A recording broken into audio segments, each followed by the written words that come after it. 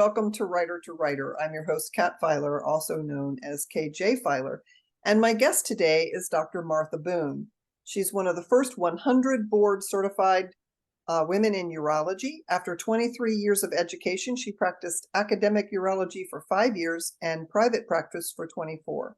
Her first novel, The Big Free, fictionalizes her first 6 months at Charity Hospital in New Orleans. Her current book, The Unfettered Urologist, is nonfiction, and it explains the pearls of wisdom she never had the time to include in a short office visit. It will be available this month. Actually, it's already out. Her third book, Mother Charity, will be released in March of 2024, and it is the sequel to The Big Free. Dr. Boone retired to write full-time and to travel with her husband. The most interesting thing I found about Dr. Boone is that she is one of the first 100 women in U.S. to be board certified in urology. Dr. Boone, it's so nice to meet you. How are you doing today? I'm great. Thank you for having me. So can you tell us about that, being the first board certified? A lot of people have been asking me questions about this. I've actually been looking it up, and the year that I became a urologist, there were only 22 women in all of the United States that were urologists. Wow. So I would go to a meeting and there'd be like 5,000 men and 3 women. And I actually was a urologist before I ever met a woman urologist. So all of my mentors were male. So it was interesting. Well, and steps forward for the rest of us too. So that's really good. People for our daughters to look up to. So your dedication is very interesting. Can you talk to us a little bit about that? I grew up in a small town with small town values and did a lot of work on the family farm. And so our values were work, work, work. You get up when the sun comes up, you work all day, you go to bed when the sun goes down. And I also was not really taught that any particular job was any particular person's job. It didn't matter whether you were a male or a female. If the pig broke out of the fence, whoever was closest and the right sized kid to catch the pig was the one who had to chase after it. So I really didn't have a lot of rules around gender, even though I had grown up in a small southern town. And our family, everybody, we were people who did their duty. I mean, when my male family members had to go off to war, they went. People took care of their families, took care of their kids. So I never really saw a model of anything other than just doing what you needed to do on a daily basis. And, to some degree, just doing what you have to do, it gives you a modicum of greatness. And I saw that, in my family members. And I've carried that throughout my life with whatever kind of job I happen to have. Okay. So this is fascinating. You left a career in medicine, 35 years at the peak of your career. Can you tell us about your choice to do that? So I wanted to do more travel. I'm fascinated by what people eat, how they raise their children, the way they live, what do their homes look like, what are their religions. And I had lived most of the world through books because my work life just took over everything that I did. And so I'd read about places through books, but I wanted to see them myself. And I had done a little bit of traveling, but I wanted to have enough time to actually be there and immerse myself in whatever place I had chosen to visit. And so I was going to take a year off to travel. And then, like it happened for all of us, COVID hit and my plans got changed 3 times. And so by the time I had been out for 18 months, I realized I really didn't want to go back, but I wanted to travel and write. And so it was a little bit of a staged thing, not exactly planned. Okay.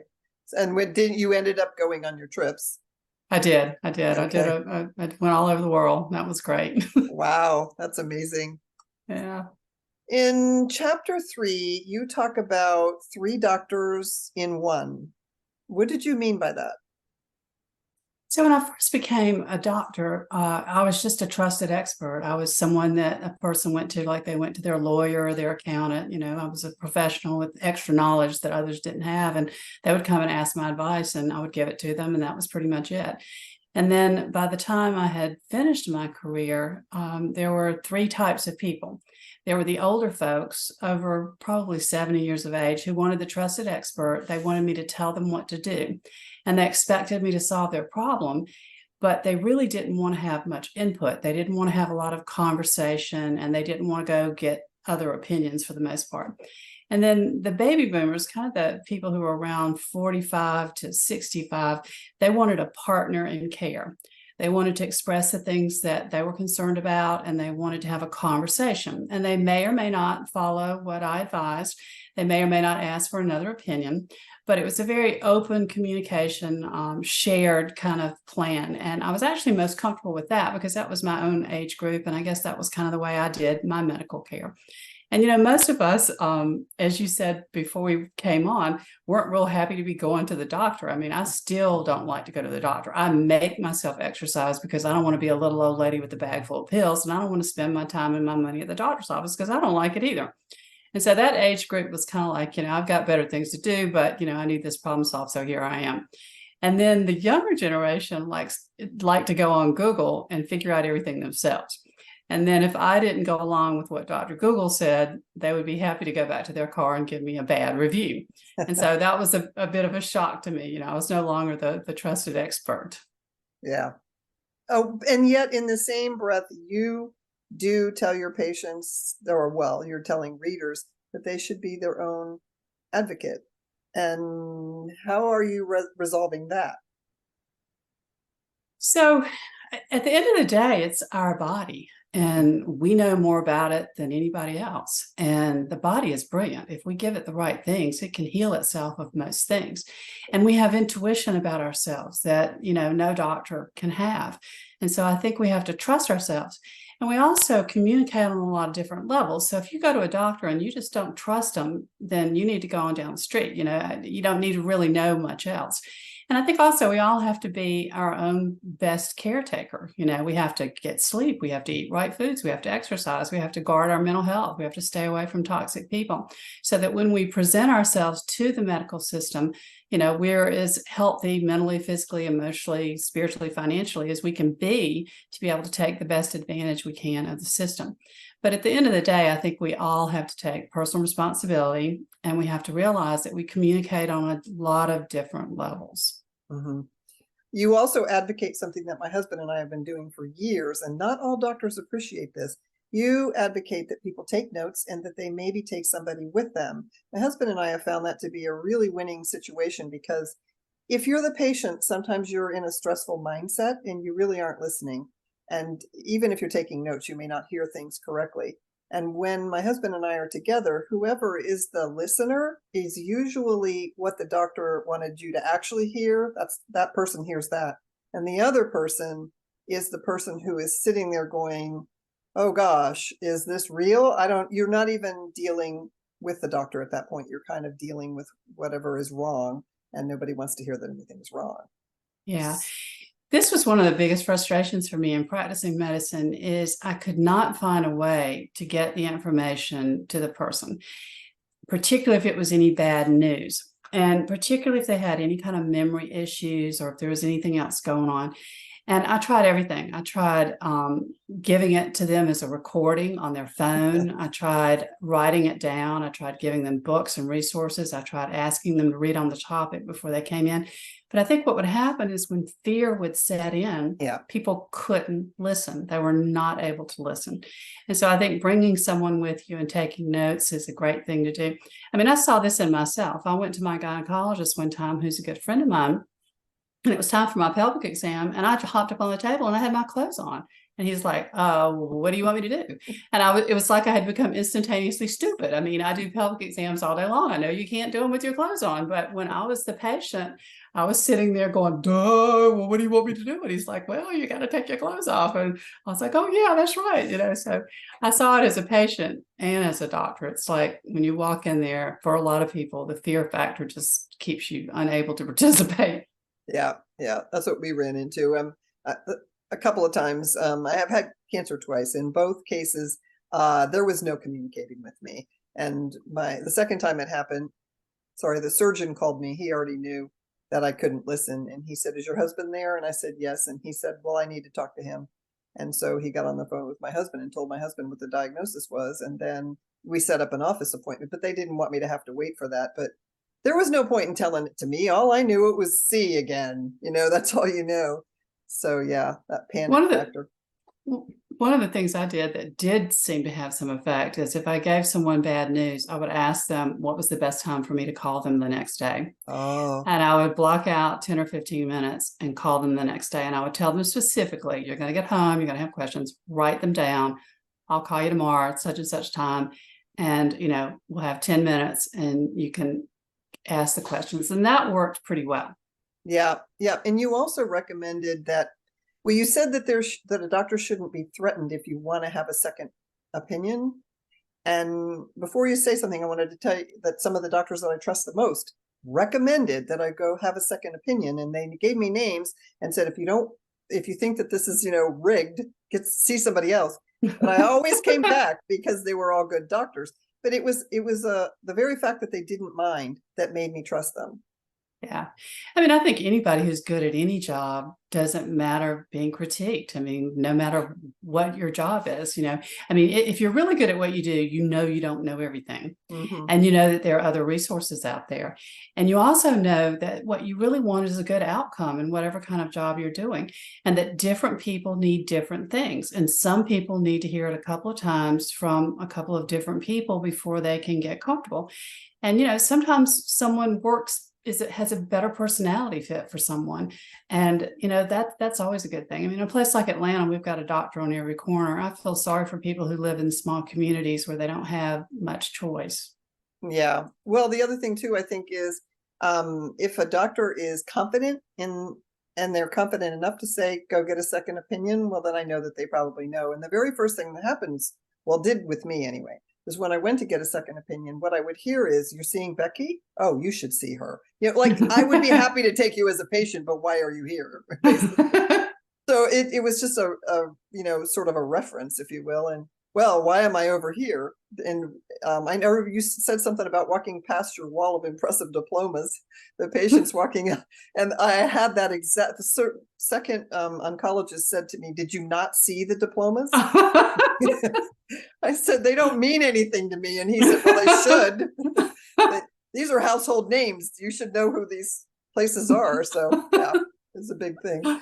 So you also talk about meditation. Yeah. I would love for you to address that.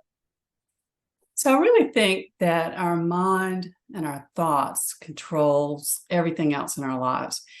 I mean, it is what makes us have a certain emotional intelligence, I guess is the word. It kind of is a governor for everything that we do. And I think recognizing what you're actually thinking is a powerful tool. So, nothing fancy. You don't have to go to a guru. It's not a big deal. You just kind of sit quietly and pay attention to what's running through your mind and try to let those thoughts go. I would see patients come in the office who had just convinced themselves that something terrible had happened to them, and they had raised their own blood pressure and increased their own pain and tensed their own muscles.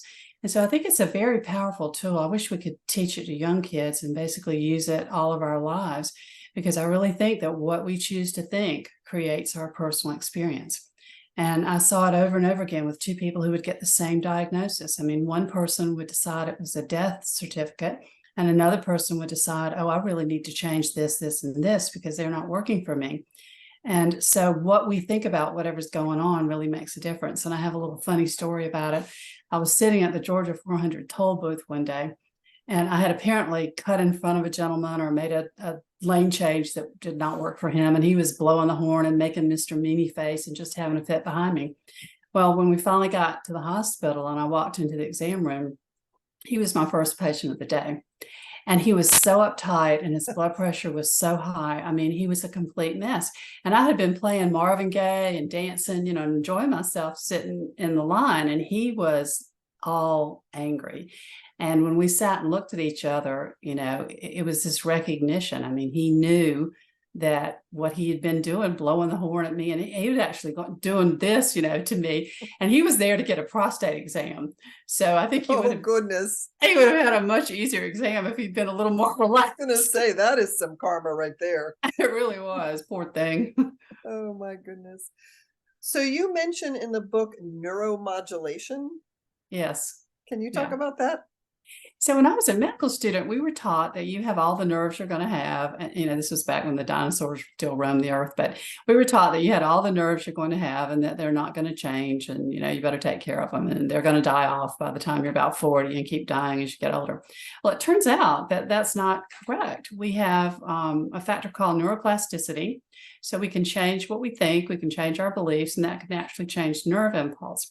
As all this applies to the bladder, the pelvic nerves that supply the bladder can be manipulated by techniques that change the nerve input. And so we can do it in a number of ways. We can put a little electrode down by your bladder nerves and change them. We can actually put a little electrode down near your foot, which can actually change the impulse to your bladder. So it's a pretty fascinating field. And I think it's going to be part of the wave of the future that we're going to be able to learn to use neuroplasticity in all kinds of ways to improve our lives. And it's interesting too that it's a little atypical from whatever I've heard from my doctors, and I like it. I know that 2 of my doctors don't believe in meditation. They think it's hokey. And I can tell you that if my husband suffers from high blood pressure, and if I can get him to meditate before we go in, his numbers are fine. But if we go in, he hasn't meditated, they want to put him in the hospital. Well, there's a book by a Harvard cardiologist. His name is Herbert Benson, and it's called The Power and Biology of Belief. And he did scientific studies showing that meditation did affect those parameters. And so your doctors have not read his work, obviously. No, they haven't. And also my husband suffers from white coat syndrome anyway. So he kind of needs to put himself in the right frame of mind, but I don't think that's unusual. I think an awful lot of people are like that. And I also think, you have the people coming in with the reams of papers off the internet. I can just imagine how frustrating that is. But the other thing too, is you do also have the people coming in with it's just pointless attitude. And when they come in all nervous like that, it doesn't even matter what you say. They're just creating their own problems. Unrelated to whatever it is that you have to talk to them about. So yeah, I'm glad to hear that you advocate that. I think it was a big surprise to me. I think you're the second doctor in my whole life that I've ever heard recommend meditation. So that's really cool. Well, it's kind of interesting dealing with all the different personalities because it makes for great fiction. Because people tell you their most intimate problems and you get to see them in all kinds of situations. You see them when they're frightened, you see them when they're angry, you see them when they're relieved. And so you have these conversations that are deep, and you get to see, just an average person rise to greatness. And you get to see people who have everything, who are screaming and yelling because their copay went up $5. And so it's great material for fiction. Yeah, that goes on in there. We'll have to have you back for your nonfiction books too, because I started this first one that you wrote and I am not quite finished. And I can see that's definitely something that I would like to have you on to talk about. Oh, thank you. I'd like that. We have a lot of fiction readers here too. And so I think that there will be people that are interested in that as fiction.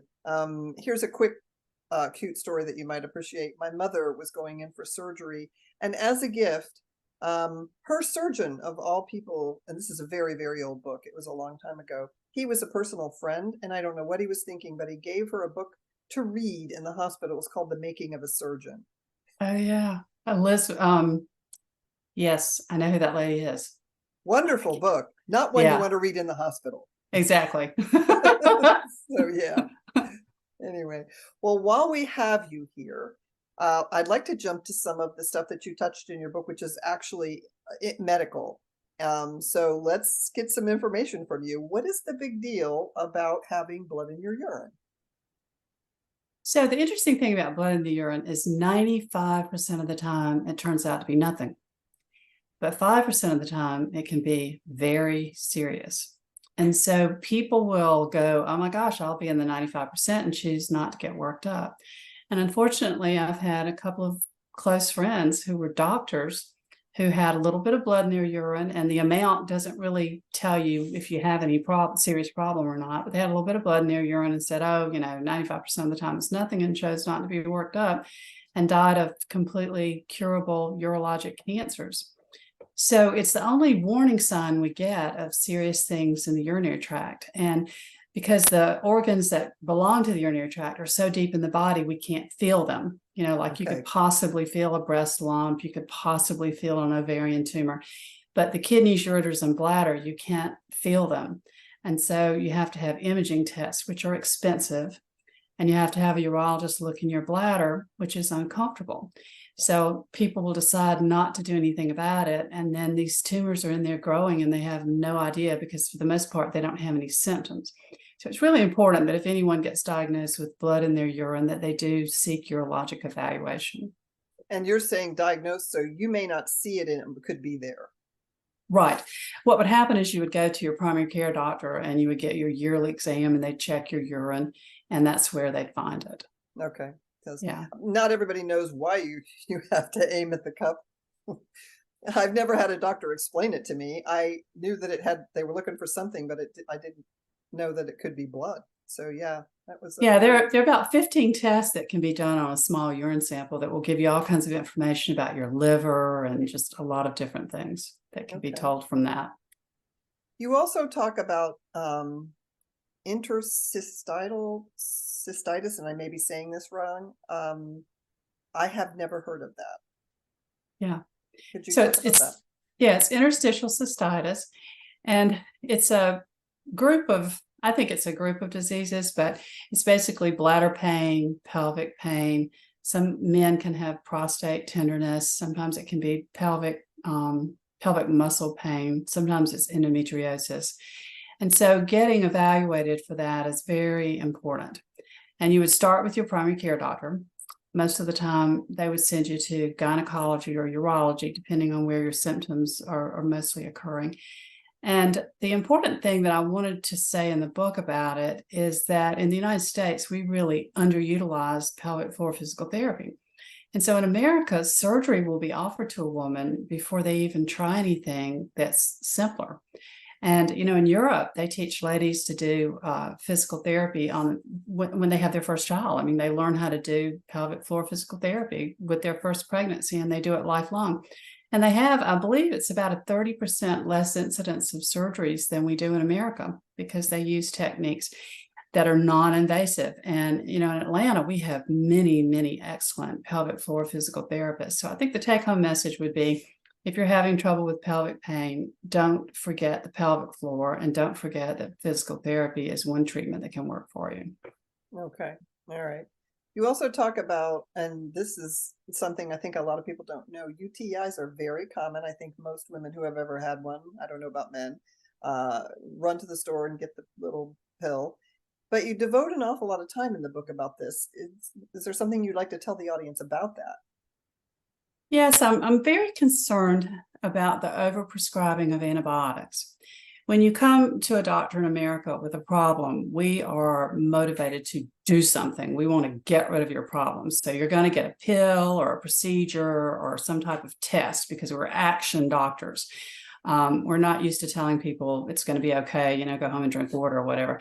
And so we overprescribe antibiotics. And what happens is the bacteria are brilliant. They learn how to mutate. And so they become stronger and stronger and stronger. And over time, we will create a bacterium that doesn't respond to any antibiotic. And that can actually be deadly. So both the patients and the doctors need to learn to be good stewards of antibiotics. And so anything that we can do to prevent this would be important. And we've learned that there are cranberry supplements that do work to prevent urinary tract infections. Unfortunately, the ones with the biggest sales budget are not the ones that work the best. So in the book, I mentioned 3 that I have had long-term experience with that work beautifully. I don't have any kind of financial relationship with them. And on my website, which is www.marthaboone.com, I have a lot of research papers if anybody's interested in actually reading the papers themselves. But basically what cranberry does is, one of the bacteria that is typically in the bladder has these little legs, they're called P. fimbria, and they cause it to be able to stick to the bladder wall so that it can really take hold and cause, you know, raging infection. And the cranberry blocks those little legs from sticking to the bladder lining. And if you tried to just do it by drinking cranberry juice or having crushed cranberries, you would have to consume so much that you would gain about 20 pounds in a year. So I recommend people consider the supplements. Okay. Do you recommend it as a preventative? If a person has more than 2 to 4 infections per year, I think it would be worth taking it. If you just have a couple per year and you can get a doctor to give you some of the antibiotics that are not too powerful and give you a short course of therapy, then I think probably you'd be okay to just take the antibiotics. Okay. All right. Yeah. Also, you have a chapter on incontinence, which could have been a whole book. And even though you're a surgeon, you stress using physical therapy for treatment. Seems to be a theme with you, is let's not go there unless we have to. So I would love for you to talk about that a little bit. So I spent 7 years of surgical training. I am about as trained as a person can be. And what I learned from that is a lot of humility. I learned that surgery is great if you have to have it, but if you can do anything else, surgery is it's very traumatic to the body. So I think that just as, the treatment for pelvic pain, we should start with physical therapy. I think the treatment for incontinence, whether it's urinary or fecal incontinence, should begin with pelvic floor physical therapy. In America, a lot of people bring their bodies into the doctor as if they're taking their car to a shop. Yep. And they don't want to actually do anything themselves. And so I can't tell you how many patients would say to me, I don't want to do physical therapy. I just want an operation because I don't want to go once a week or, twice a month for 3 to 5 months. And, any surgeon who tells you they have 100% success rates, you want to get out of their office because no job is 100% success. It just doesn't work like that. And so I think if people would consider pelvic floor physical therapy, we'd have a much lower incidence of surgery. And that's a much lower incidence of infection and a much lower incidence of anesthesia complications and, surgical failures, if people would try that. And I think also understanding your pelvic floor, even if you do decide to go have surgery, I think it would make you a better candidate. Mm-hmm. And probably post-op you'd be a better candidate for that too. Yeah. So, yeah. So then you also talked about Botox in the bladder. Yeah. Yeah. So you're right. Most people don't think about putting it there. I know. So urology is very advanced in technical things. We're always on the cutting edge for all technologies. And so some people started putting Botox in the bladder. In the first few years they were doing it, I thought, this is a bad idea. And I would not get on the bandwagon. And then one of the local urologists that I really trusted a lot, she had been on the early studies and she said, hey, Martha, this thing's working great. And so I started doing it. And basically you just put a bunch of little tiny needles in the bladder and inject the Botox. And when people put it in their face, apparently the plastic surgeons tell me it only lasts like 3 to 4 months. But when we would put it in the bladder, frequently it would last almost a year. So the people would just come in once a year. And it was fantastic for spinal cord patients because, these people would have such bad incontinence that they would not be able to work or, really conduct their lives. And so it would really be life-changing for them to be able to be continent. So, mm-hmm. Okay. Yeah. You also talk about, there's a lot in here people should read, okay? Come away with a whole education. You also talk about, I'm not sure how you say this, but FUDS test. Yeah. So this is a little scary. This will run people off from the urologist. So anybody who's a little sensitive, you might want to plug your ears right now. But okay. We have this very sophisticated test called a fluorourodynamic study, which is basically you sit on this $1 million toilet and we take x-rays and we put microchip transducers in your bladder and measure the pressures.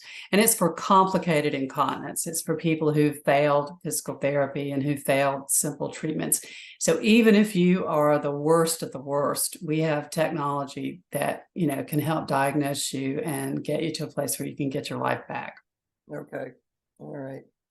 You also talk about that, and I never heard of low T until the last few years. You said that what is that, and what or why are we talking about that? Yeah.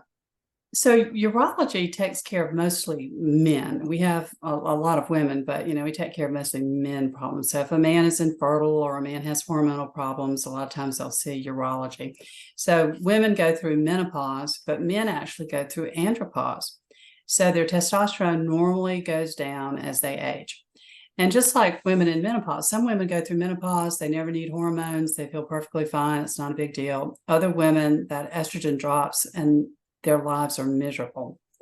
Well, the same thing can happen with men. And so for the men who have excess fatigue, fuzzy thinking, I mean, I had guys who were corporate guys and, they were making mistakes at work when their testosterone got low. So we would measure their testosterone and try to figure out if supplementation at a physiological level would help them. Okay. But what we ask people to do is combine it with lifestyle changes. Fat cells are not just sitting there doing nothing. In the male, they actually make estradiol, which blocks their testosterone. So the more fat a man has, the more it will feminize him. And so prior to, getting testosterone injections or whatever, it would be best if they did some exercise and diet modification and try to decrease their body fat, which would help them, raise their own natural testosterone if it's possible. So my understanding is that fat or adipose tissue actually mimics estrogen production? Yeah, it can produce estradiol, which is one of the primary estrogens. Okay. And so this is why you want the guys to get on the treadmill first. Yeah. And lift weights because lifting weights will help them also. Okay. Kidney stone surgery. Talk to me about that, please. My son has constant kidney stones, and I know that there's a lot of technologies available. And I was reading your book and thought, I think I need to hand this book to him. Yeah. So anybody who's had more than a couple of kidney stones should have a metabolic workup, which is a series of blood tests and a 24-hour urine to figure out why you're making them. If you've only had a couple of stones, the same things will work for most people, which is to stay well hydrated. If you remember those little crystal experiments when we were like in middle school where you throw all these things together and the crystals grow, well, that's what a kidney stone's like. And given the right set of circumstances, really anybody can make them. But some people are just prone to them. And so if you stay well hydrated and you avoid sodium is exchanged for calcium at the kidney. So when you're eating fast food and you're eating food out of a box and you're having any kind of high sodium diet, it can cause you to dump calcium in your urine, and that can cause you to create kidney stones. So when your doctor does the urine and the blood test and matches them up, they can tell you what kind of dietary changes you need to make. Sometimes you can take supplements. There's a supplement called Theralith, THERALITH, which is a natural kidney stone blocker. And that can help a lot of people. But if you've made more than a couple of them, you need to get worked up. Okay. And then the kidney stone surgery, when I first became a urologist, we used to cut people from their belly button all the way around to their back. So you would almost be like cut in half to have kidney stone surgery. And those brilliant engineers who can figure out how to get us, through a hole that big, have developed scopes and lasers that we can pass through scopes and little tiny baskets that we can extract them. So it's all a whole lot better than it was, when I first started. But still, it's a very painful thing. People who've had a child and had a kidney stone have told me that they would rather have a child every day than have a kidney stone. So the prevention is the big thing. I've had both, and both of my kids were 10 pounds, and I would much rather have a 10-pound baby than a kidney stone. So, yeah, any day. Prostate cancer seems to be a conversation everyone is having. So should our men be worried about this, or what's going on with that? So there's a lot going on with it. It is changing quickly. And the news is good. Most people are treatable. Unfortunately, the prostate is inside the rectum near the bladder neck. And so you have to have a rectal exam to get examined. And there are some blood tests that people can have that can also give an idea about it. If anybody was going to take any kind of take-home message from this about prostate cancer, I'd like for folks to hear the following. It's a much worse actor in African-American men. And so if an African-American man has a father or brother or first-degree relative with prostate cancer, they need to be starting to get evaluated when they're around 45 years of age. And there's no symptoms. You think that you're perfectly fine, and then boom, you have it. And it can be deadly, particularly in the African-American community. Wow. But most men don't need to be checked until they're after 50 or 55 if they have no family history. And then how often after that?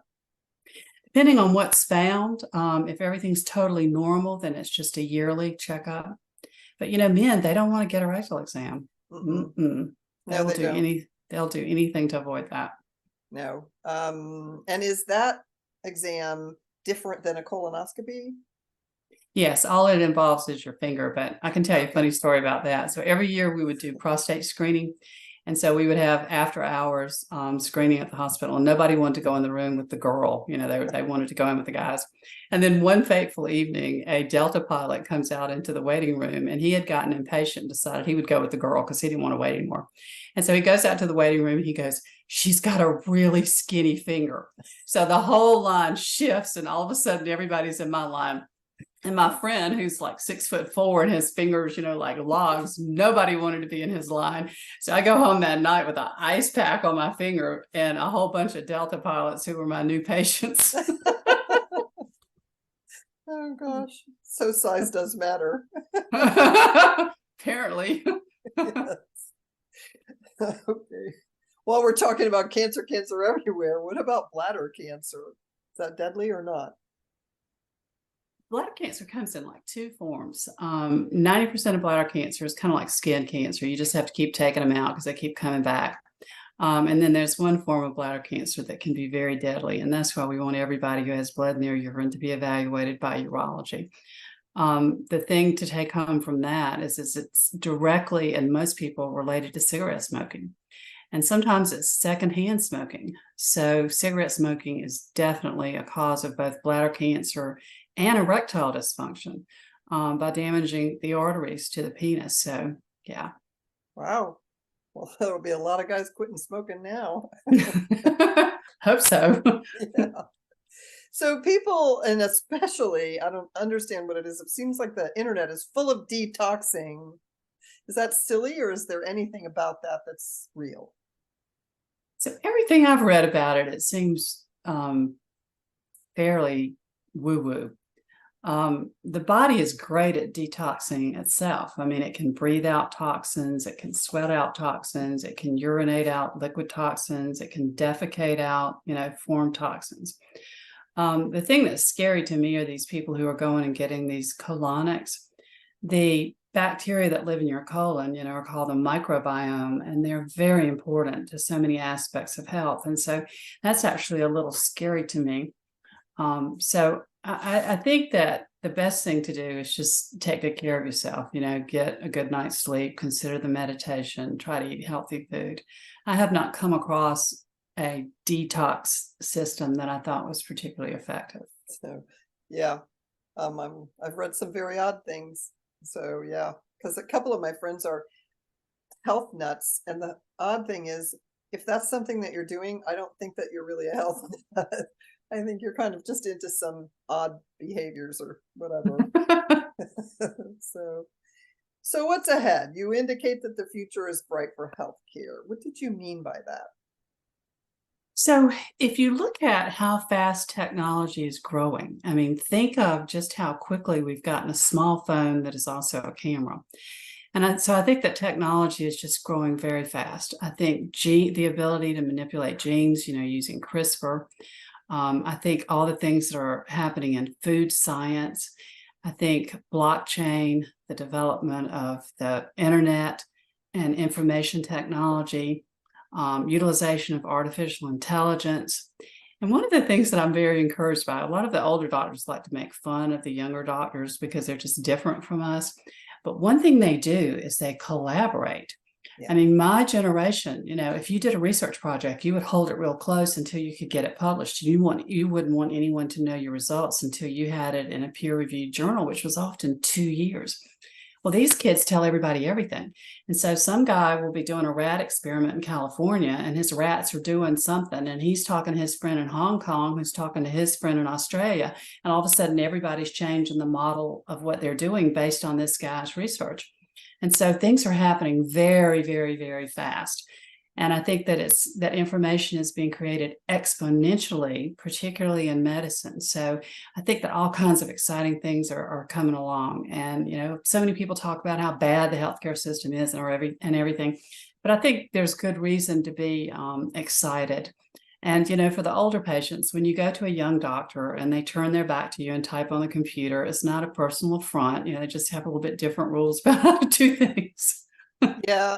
Well, and the other thing too is I think that, well, we all have to be able to sort of keep up. I know that, okay, I have some friends who are about my age and they don't they know where the power button is on their computer, but they don't really do anything with the computer except maybe send email, And so then those are the people who get annoyed when the doctor turns around and types. And I've actually heard the stories of it. And the thing that I try to educate, I mean, I'm not a doctor, but just when somebody says something like this, you think, okay, why are they thinking that way? And my answer has been, how many times in your old medical history did you have to take a 2-pound file from doctor to doctor?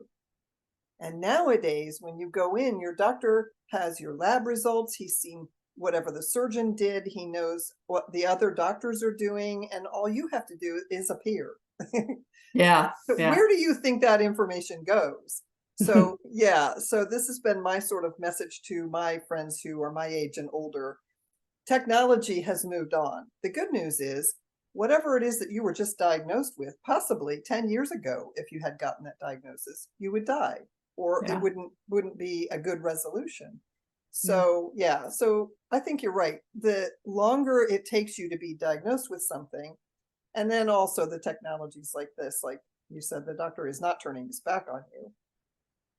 Yeah. Even in the hospital, they're walking around with, what do they call them, cows? They're computers on wheels. Oh, yeah. Yeah. Yeah. Yeah. That's been going on for a while. Yeah. Okay. But I think, people need to realize that our habits, I mean, I hate to say this, but it's almost like we're trying to commit suicide on a daily basis with our Yes. bad habits, with our lack of exercise and with our food choices and with our overeating. I mean, we're basically doing everything we can to harm ourselves. And the pharmaceutical industry and the doctors and the hospitals, I mean, we're living longer and longer despite our habits being worse and worse. So, yeah, the system is definitely broken, but it's still working in a lot of ways because, it's able to combat our bad habits. So to a great degree, we're living longer than we lived before, doing everything we can to not help that. Yes. And even these days, and I'm someone who's living with a chronic health disorder, my disorder is something that will never go away. But over the years, the treatment has become better and better and better. And my life has improved in ways I'm just so grateful that my doctors are keeping up on the latest thing. So, yeah, I mean, when they tell you something today, it could be better next week, or it could be better 5 years from now. If you can make it that long, it's going to be better. So, Right. And when you have something complicated, you want to look at going to one of the major centers. I mean, places like the Mayo Clinic, places like the Cleveland Clinic. I mean, they take care of all the most complicated things. MD Anderson, whatever kind of cancer you've got, they've got some kind of study going on. And so there are resources even, outside of our community if you have something really complicated. But we're lucky in Atlanta. I mean, we've got great healthcare here. I've been in a lot of different cities and I've listened to doctors all over the world, and we really have it going on compared to most places. So for 99% of things, you really don't need to leave Metro Atlanta. yeah, yeah. I agree with you that the system there is really good. Is there a question I have not asked that you wish that I had? So I'd like to talk about my dedication for a second. I dedicated the book to all of the great nurses that I've worked with. And I think it's important for people to realize that they are really the unsung heroes of medicine. And I think we got to peek behind the curtain during COVID because a lot of doctors closed their offices. The nurses never broke step. They were there every step of the way. And I really think that they don't get enough credit. And so my take-home message would be love a nurse today. Yeah, I agree with you. I've had some amazing nurses. And I've had some very, very talented surgeons, and some are very good communicators and some are not. But the nurses, it just seems that they take that role on if it's something that somebody else is not stepping in. it's your nurse that's going to talk to you. Yeah. Yeah. So, well, Dr. Boone, it has been an honor and a pleasure. And I would really like to have you back to talk about your fiction books also. But in the meantime, I recommend that everybody get a copy of The Unfettered Urologist. And readers and listeners, as always, I will leave the links below so you can find Dr. Boone, you can find her books, you can find out whatever her activities are, where her events are. And also, even though this is a nonfiction book, please, readers and listeners, as I always say, if you liked the book, please leave a review. It's not enough to just buy it, leave a review. Thank you. Thank you. This has been fun. Thank you, Dr. Boone. Thank you. I appreciate it.